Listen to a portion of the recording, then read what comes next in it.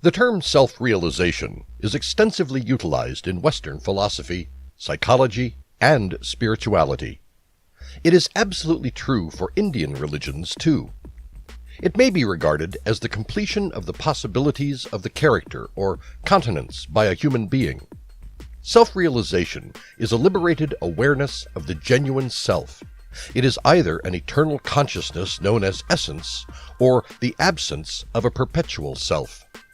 The distinct technique by which every human being might understand his true self is known as self-realization.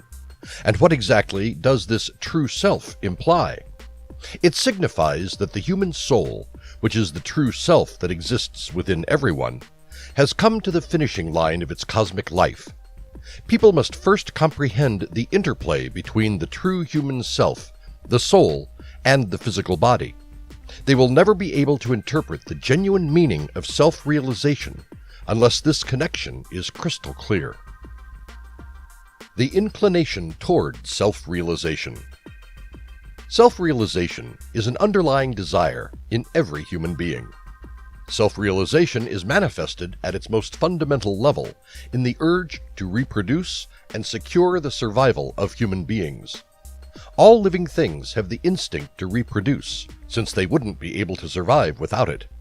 However, the reproduction impulse is only one of the many aspects that make up the self-realization instinct, SRI. For example, the drive to reproduce motivates salmon fishes to swim in the ocean to make the long, laborious, and extremely risky trip upstream to reach their spawning and fertilization sites. They do their best to protect the eggs before dying. This instinct occasionally pushes animals to sacrifice their lives for the sake of their offspring. The drive to leave an impact in the world, the urge to stand out or be distinctive in any way, the ambition to achieve something, the search for purpose, meaning, or a cause for existence, and more, are all manifestations of SRI among humans. Self-realization can also be seen in accepting and adopting strange or radical beliefs and ideologies. In fact, any action designed to fill a gap or vacuum, such as employment, exposure to good or unfavorable stimuli, study, research, fulfilling curiosities, sports, hobbies, human needs, and even amusement, is included in the domain of self-realization. The definition of self-realization includes any action that comforts or makes individuals joyful. SRI overlaps with the survival mechanism to some level. It is nevertheless a distinct, independent impulse that can frequently clash with the survival instinct. Both inclinations come from the same stem of the tree, but the SRI shoots off and stands on its own. One can learn about the SRI's intensity and freedom from zealots willing to join extremist organizations and even risk their lives for a cause they consider sublime. Mortality for a cause that validates their views is the pinnacle of self-realization for them. The SRI can even overwhelm the survival drive, as this case reveals. Self-realization and self-contentment. Progressing towards self-realization effectively improves one's attitude and combats depression. Because the goal of this impulse is to achieve happiness, SRI and pursuit of contentment are synonymous terms. The higher the significance and importance of an act towards self-realization, the more satisfaction and happiness people gain from it. The SRI and evolution.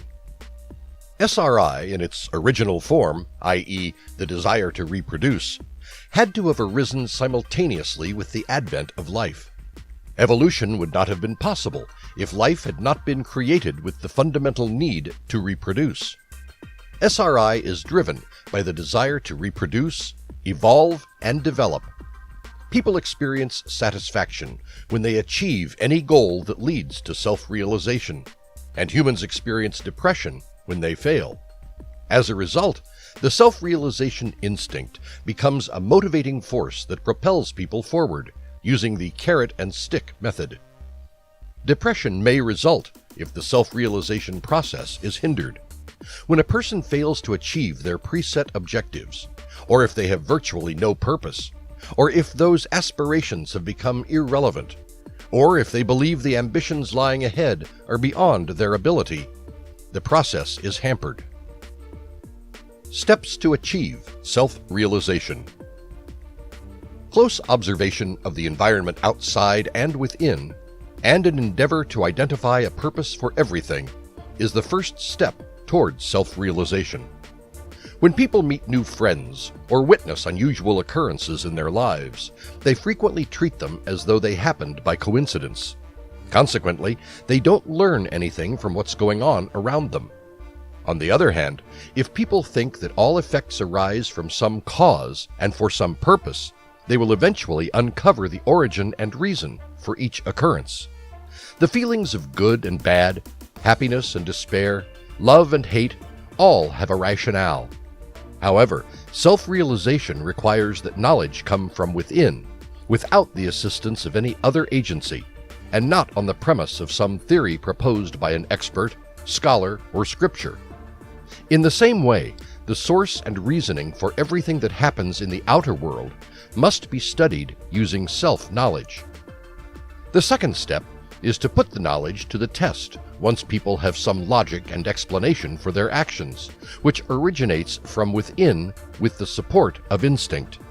It is not a difficult task. For example, if people have discovered that a specific action is the source of their happiness, they can improve that conduct, and their happiness will increase dramatically. Similarly, one's sadness must be reduced by minimizing the activity that causes unhappiness. If human instinct is true, people should be able to steadily improve themselves as a person by achieving what they enjoy while rejecting what they don't. The final step of self-realization is to test self-awareness in the real world. Understanding the self is useful not only for self-satisfaction or spiritual desire, but also for the surrounding world. The whole world is established from a single source, which is referred to as God or Supreme Being. Because a person's self or soul is an inherent part of the universal soul or spirit, a man's knowledge of the self actually realizes his understanding of the universe. Thus, self-knowledge applies not only to oneself, but to all persons on the planet, because every person's self is the same, regardless of the external manifestation of the individual, which appears to be distinct for each person and changes every minute. There's no shortage of information in today's environment, which is frequently misconstrued with knowledge. If one absorbs all knowledge of the world, however, he becomes nothing more than a floating library of knowledge. Because the knowledge learned is frequently inconsistent and ambiguous, it is of little utility to human beings. A self-realized person acquires knowledge from the depths of his spirit, rather than from the outside. As a result, he taps into the universe's knowledge and becomes the knowledge himself.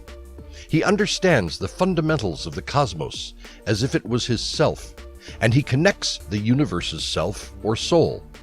Consequently, self-realization is the mother of all knowledge, because a self-realized individual may immediately create all wisdom.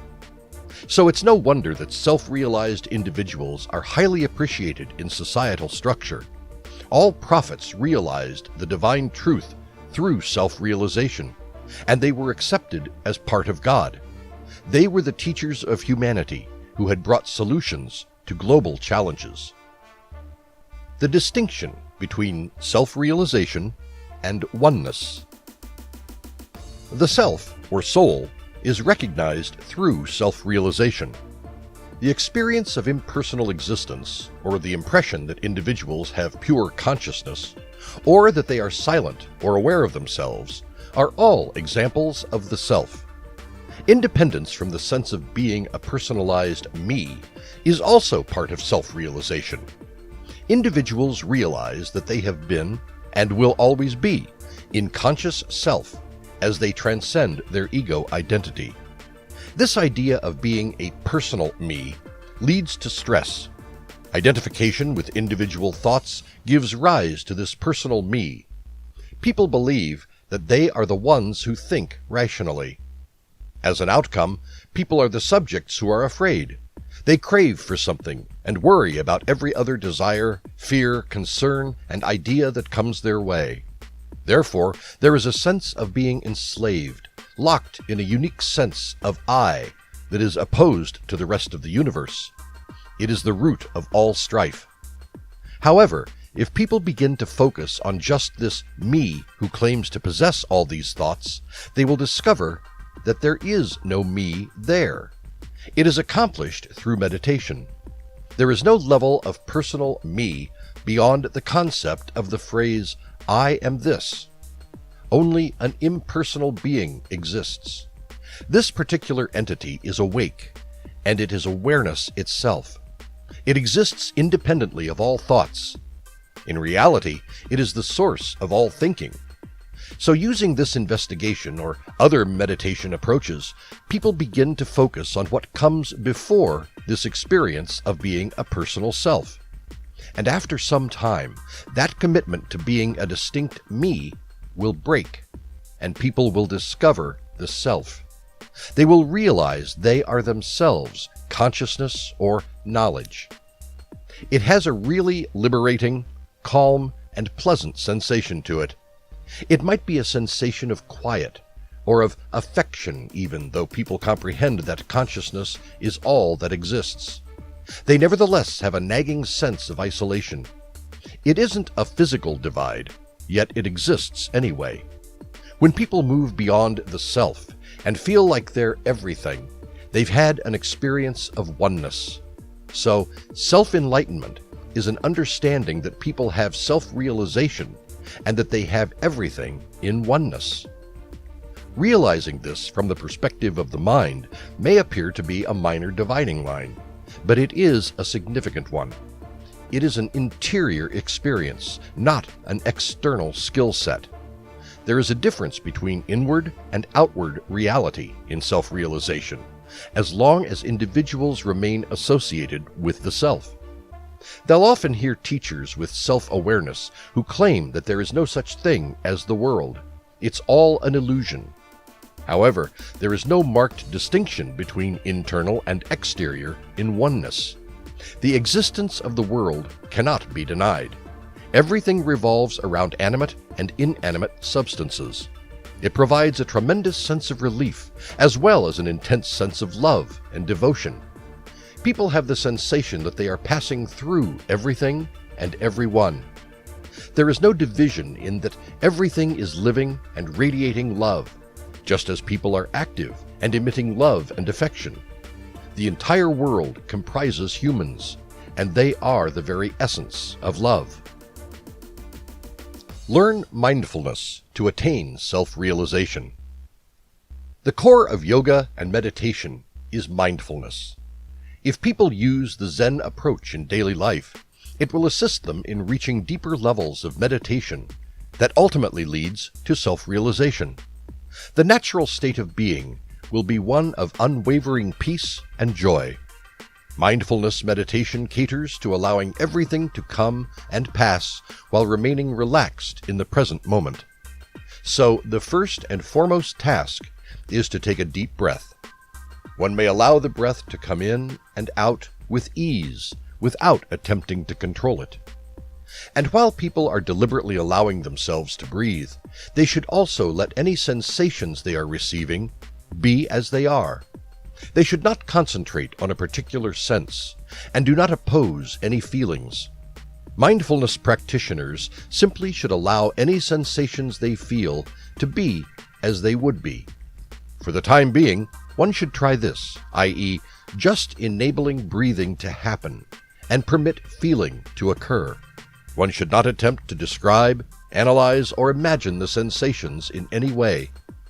People need to allow them, while remaining peaceful at this juncture. The depth of mindfulness deals with the human thought process. People should practice by allowing ideas to flow. They should not try and control their thinking in any way. Instead of getting entangled in the content of the ideas, practitioners should observe how they flow in and out. The most difficult aspect of mindfulness meditation is not getting caught up in one's thoughts. People should allow their thoughts to pass through without becoming caught up in them. Passively letting go of thoughts as they arise may be beneficial. One should not try to drive them away. There's no need to control the incoming ideas. Instead, one should let them pass by as they emerge. People must not hold their thoughts in mind. It is a crucial aspect of mindfulness, especially if people want to achieve self-realization.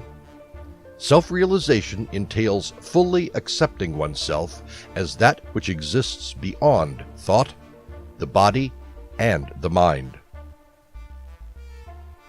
Benefits of self-realization. The term self refers to an individual's psychological identity. Superior self-perception broadens the human grasp of attitudes and values between the real and ideal self. It will help gain a better understanding of oneself. Self-development allows a person to have a deeper understanding of their thought process. They can also acquire self-realization in this manner. A person who develops self-realization understands how to observe the environment around him, and his views are clear on how to carry himself in the world and stand out from the rest. Furthermore, self-development allows a person to deal with life's ups and downs more practically. Besides, if an individual rationally deals with their inner thoughts and actions, they would still have a positive attitude on life. A person who has a positive outlook on life advances both emotionally and spiritually. As a result, when it comes to self-development, people focus on both the mind and the soul. It is necessary because people's knowledge level rises as they think more and more clearly, and they naturally gravitate toward the stage of self-realization. Self-realization can be accomplished in various ways. Meditation is an important part of this process of discovering one's self-identity. It is a technique that aids in attaining a dignified and pleasant mental state. It is the product of self-awareness and identity. It also helps in the reconciliation of individualism and universality. It makes an individual selfless and spiritually mature. It encourages people to think beyond their own limitations. However, first and foremost, this confined self must be controlled. Self-liberation, self-regulation, and self-exploration are the three basic objectives of meditation. True living is about being the true self in every step of life. It is not about seeking to be or have something precious. One will always have if one lives the truth of self-realization. Any life experience begins with human sense organs capturing images of the event, which are then forwarded to the brain. The brain saves all images from the sense organs in human memory. A response from memory releases a statement about the experience. The human memory's reactions are a succession of thoughts. One idea operates as an observer, separating itself from other thought processes. It is the essential distinction between human ideas as observers and those who are being observed. The elements of true I and the true me seem to be the thinking of a speaker or observer. The human true self is the memory's reaction. The term I thought could evaporate after disclosing the experience, but the observer wants to continue. I thought kept babbling all the time to stay alive, coming up with new conceptions and theories. All emotions, ideas, and concepts of I thought become human self-realization. The observer is memory, and the observed is also a component of memory. Therefore, they are both one and identical. Memory's reaction is the I, the self, and the things the observer views are always derived from images recorded in memory. There is always a time lag between the actual experience in terms of human senses and human memory's reactions in the shape of I thought. As a result, I and all of the third-party experiences have always been in the past. It implies that the human I, along with all thoughts, beliefs, and conceptions, always comprises a memory element. and thus remain in the past.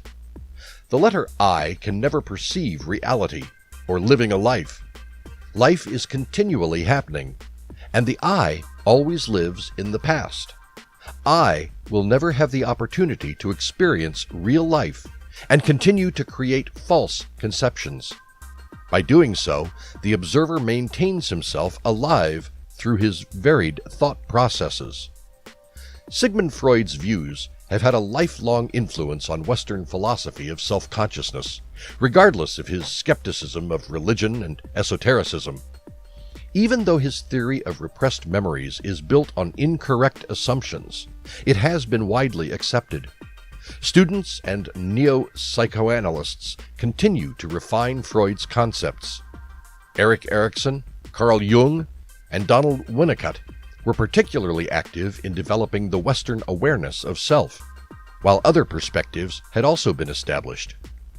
Jung coined the term individuation, a lifetime movement in which the ego gives way to the self as the center of psychological activity.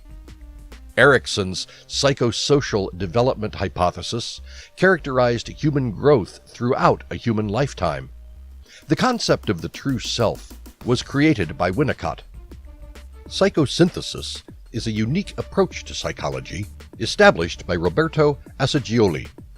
Assagioli's original idea is dynamic and ongoing, rather than one that can be arrived at, a final destination. One of the oldest world religions, Buddhist philosophy, fully separates the matter, body, from the awareness, spirit. The Zen philosophy places a premium on individual conscience and mindfulness. According to Hinduism, one of the essential factors for achieving eventual enlightenment and emancipation is self-realization, moksha.